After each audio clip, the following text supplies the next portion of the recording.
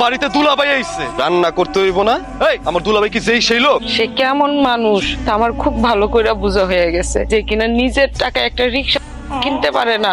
আমার বাপের দেওয়া এত শখের একটা সেন আমার কাছ থেকে কাইরা নিছে। সে যে কতটুকু ভালো মানুষ হইতে পারে তা আমার বোঝা হয়ে গেছে। তোমরা আমার রুমে কি করতেছো?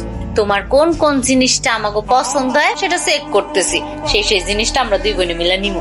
এটা আমার মামার শেষ স্মৃতি। আপনার দরকার হলে আপনি এখান থেকে যেই কয়টা মন চায় আপনি নিয়ে যান, কিন্তু আপনি এই শাড়িটা আপনি নিয়ে নেন। তুমি আমার বড় বোনের লয় খারাপ ব্যবহার করছো? কথা করছো কে তুই? এইখান থেকে তোমার যেই কয়টা শাড়ি পছন্দ সেই কয়টা শাড়ি তুমি লইবা। এই ফকিনির বাচ্চায় যদি তোমার কোনো কিছু কয় তুমি খালি একটা বার আমারে কইবা। তোমাদের বাড়ির লোকজন কি আমার গরু ছাগল মনে করে নাকি? আমাকে বাড়ির লোকজন তো সবাই তোমার খুব সম্মান করে। এইটা বুঝি সম্মানের নমুনা? হ্যাঁ, আর আমি সকাল সকাল উঠে বসে রয়েছি, আমার ব্যাগটি কই? ওই ফকিন্নির জি এখন পর্যন্ত তোমারে বেটি দেয় নাই? রাইসা, তুই এখন পর্যন্ত আমার জামাইরে বেটি দাস নাই কেন? একজন রিক্সা চালক যে কিনা নিজের টাকায় একটা রিক্সা কিনা চালাইতে পারে না, এই রিক্সাওয়ালা আবার বেটিও খায়? তুই আমার জামাইরে রিক্সাওয়ালা কইলি? একটা রিক্সাওয়ালারে রিক্সাওয়ালা বলবো না তো কি বলবো?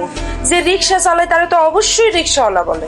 দেখছো দেখছো এই বেয়াদব কি কয়, কিভাবে আমার এই রিক্সাওয়ালা বইলা অপমান করলো। তুমি তোমার ভাইরে বিচার দাও। আগুন কই লাগছে? আগুন লাগছে তোর দুলাভাইয়ের মাথায় আর আমার কপালে। তোর দুলাভাই সকালে তোর বোর কাছে একটা বেডটি চাইছে। আরে ভাই বেডটি তো চাইছে, সোনা দানা কি চাইছে ভাই? ক একটু দিলে কি হইতো? আমার অবলা স্বামীটারে সেই বিশ্রী ভাষায় গালি গালাজ করলো রে আল্লাহ। অপমান কইরা কিচ্ছু রাখে নাই লোকটারে।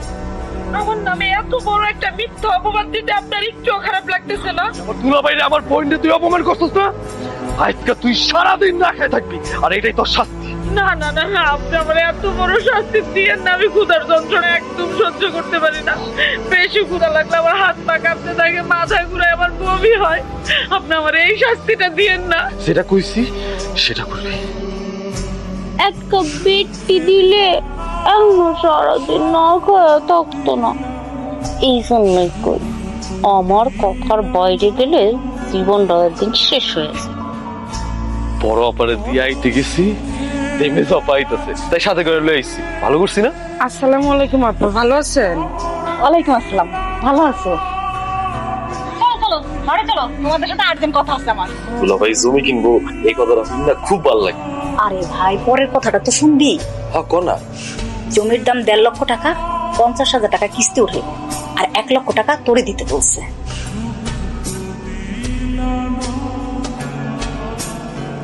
এটা তুই কি কইতেছিস বোন? আমি সামান্য একটা চাকরি করি, খুব অল্প টাকা আমি বেতন পাই, আর আমার সাধ্য যতটুকু ওরছে আমি বেশি আমি আমার বোনগুলো লেখা করার চেষ্টা করি, তখন যেন আব্বা আম্মার কথা মনে না পড়ে। আর 1 লাখ টাকা তো দেওয়া দূরের কথা বোন, আমি তো 1 টাকাও তোরে দেওয়া সম্ভব না। সম্ভব না হইলে তো দিতে হইব। তুই দিতে না পারলে তোর শ্বশুর বাড়ি থেকে এনে দিবি।